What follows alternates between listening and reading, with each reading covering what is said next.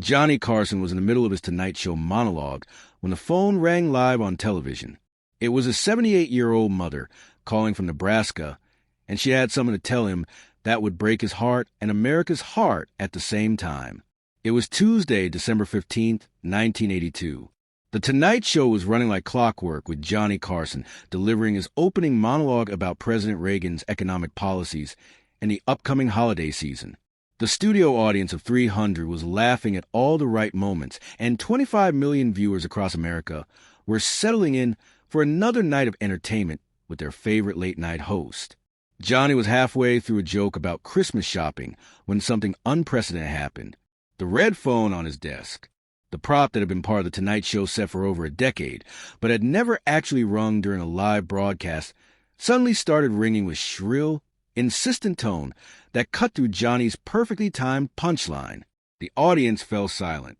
Ed McMahon looked confused. Doc Severinsen and the band stopped playing. For a moment, Johnny himself seemed frozen, stared at the phone as if he couldn't believe what was happening. The red phone was supposed to be disconnected. It was just a stage prop, part of the presidential hotline joke that Johnny occasionally used in his monologues. But somehow, impossibly, it was ringing during a live broadcast, being watched by millions of people.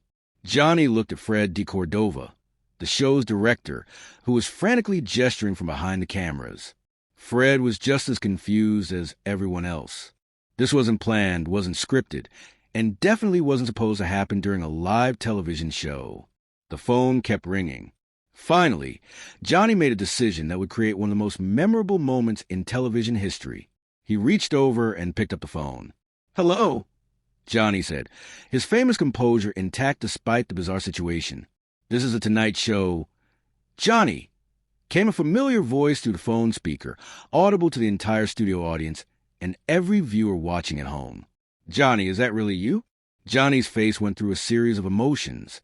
Confusion, recognition, and then complete shock. The voice on the other end of the line belonged to his 78-year-old mother, Dorothy Carson, calling from her home in Norfolk, Nebraska. "Mom." Johnny's voice cracked slightly. "Mom, how did you what are you doing calling the show? How did you even get through to this phone?"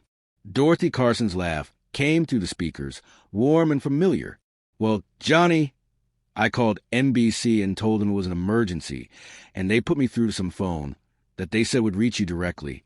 I didn't know it would be live on television until I heard the audience." The studio audience, realizing they were witnessing something completely unscripted and genuine, began to murmur with excitement. This wasn't a planned comedy bit or a celebrity guest appearance. This was Johnny Carson's actual mother calling him during his show. "Mom," Johnny said, running his hand through his hair in a gesture that millions of viewers had never seen before. Johnny Carson looking genuinely flustered. "You can't just call NBC and ask to be put through to the Tonight Show. That's not how it works." "Oh, honey," Dorothy replied, her voice carrying the loving exasperation that only a mother can manage. "Don't you worry about how it works. I told them I was your mother and that I had something important to tell you that couldn't wait until tomorrow." Johnny looked at the audience, then at the cameras, clearly trying to figure out how to handle this unprecedented situation.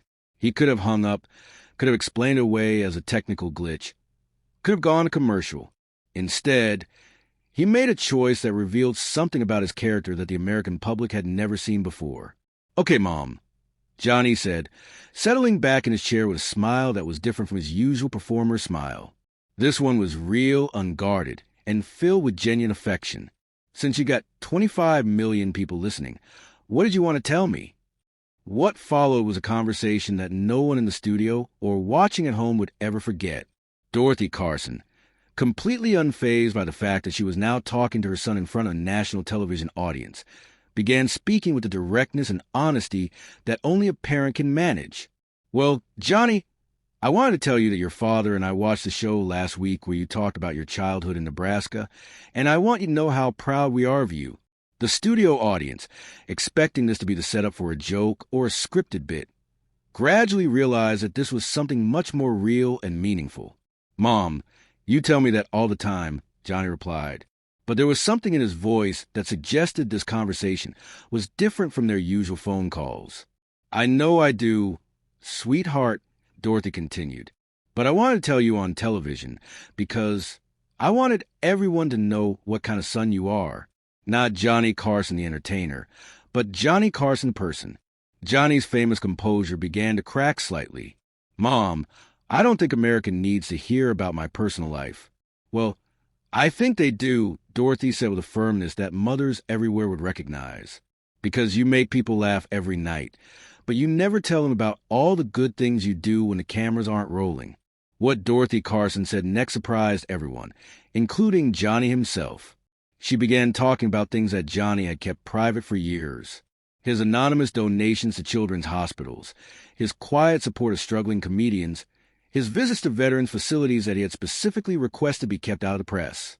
Last month, Dorothy continued, you flew out to Nebraska just to surprise Mrs. Henderson next door after her husband passed away. You spent 2 hours sitting in her kitchen drinking coffee and listening to her talk about her Herald. She didn't even know you were famous. She just knew you were that nice boy who grew up next door to her. Johnny's face reamed and he looked genuinely uncomfortable. Mom, people don't need to know about that. And when little Tommy Patterson down the street got sick, Dorothy continued, ignoring Johnny's protests. You paid for his medical treatments, but told the family it was from an anonymous donor. Tommy's mother called me crying because she wanted to thank whoever had helped him, and I had to bite my tongue not to tell her it was you. The studio audience was completely silent now, hanging on every word. This wasn't entertainment anymore. This was a glimpse into the private life of a man who had spent decades entertaining them while keeping his personal kindness hidden from public view. Mom, Johnny said quietly, why are you telling people this? Dorothy's voice softened, and when she spoke again, there was something in her tone that made everyone listening understand that this conversation was about more than just a proud mother bragging about her son. Because, Johnny, I'm 78 years old, and I went to the doctor last week, and he told me some things that I needed to think about. The words hung in the air like a physical presence. Johnny's face went pale, and for the first time in his career, he seemed completely speechless on live television. What kind of things, Mom? He asked, his voice barely above a whisper. The kind of things that make a mother want to make sure her son knows how proud she is of him before it's too late to say it properly, Dorothy replied. And the kind of things that make her want the world to know what a good man her son is, not just what a funny man he is. Johnny Carson, who had handled drunk guests, technical disasters, and every conceivable live television crisis with perfect professionalism, finally lost his composure completely. Tears began rolling down his cheeks as he held the phone, and his voice broke when he tried to speak. Mom, are you trying to tell me that you're sick? I'm trying to tell you that I love you, Johnny, Dorothy replied, and that every night when I watch your show, I don't just see Johnny Carson, the famous entertainer. I see the little boy who used to make puppet shows in our living room to cheer me up when I was having a bad day.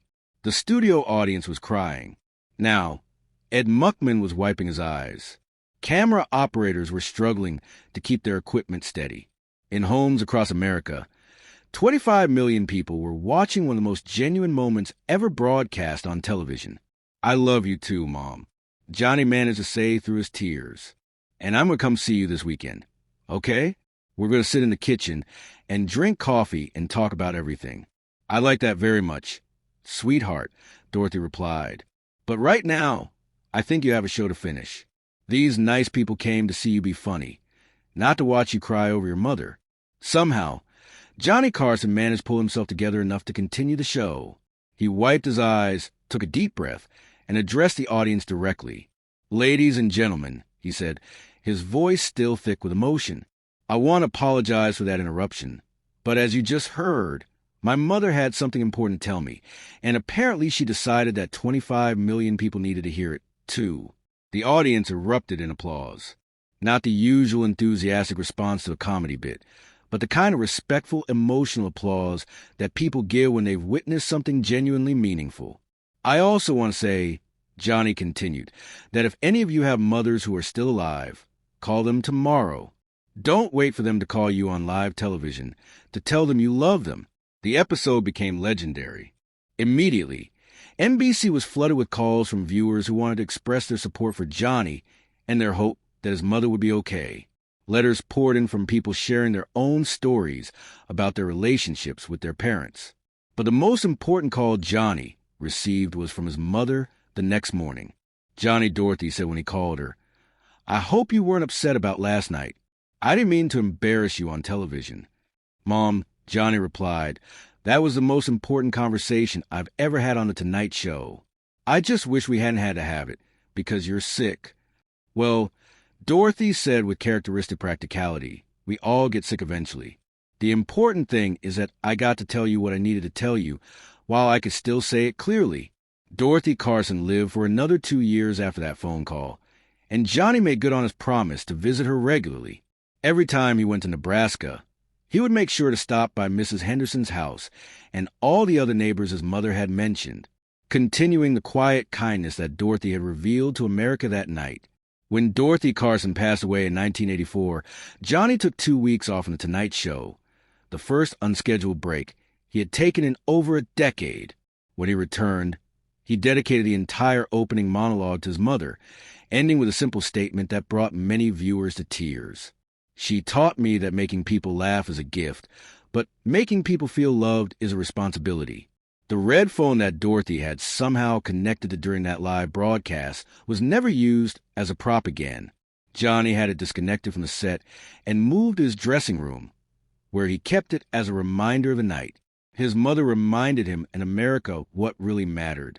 Years later, when asked about the most memorable moment of his Tonight Show career, Johnny would always mention that phone call from his mother. "I spent 30 years trying to perfect my timing on that show," he would say, "but the most perfect timing of all belonged to my mother, who somehow knew exactly when to call and remind me that being a good son was more important than being a good entertainer." The night Dorothy Carson called The Tonight Show live on air became more than just a memorable television moment. It became a reminder to millions of families about the importance of expressing love while there's still time to do so. Johnny Carson had spent decades making people laugh, but that night his mother made them cry. And in doing so, she gave them something more valuable than entertainment. She gave them a reminder to tell the people they love how they feel before it's too late. Today, when people talk about the most genuine moments in television history, Dorothy Carson's phone call to The Tonight Show is always mentioned. It was a moment when the carefully constructed barrier between entertainer and audience completely disappeared, revealing the human being behind the celebrity smile. Johnny Carson spent his career giving America laughter. But that December night, his mother gave America something even more precious. A reminder that behind every public figure is a person with a family, with feelings, and with the same need for love and connection that we all share.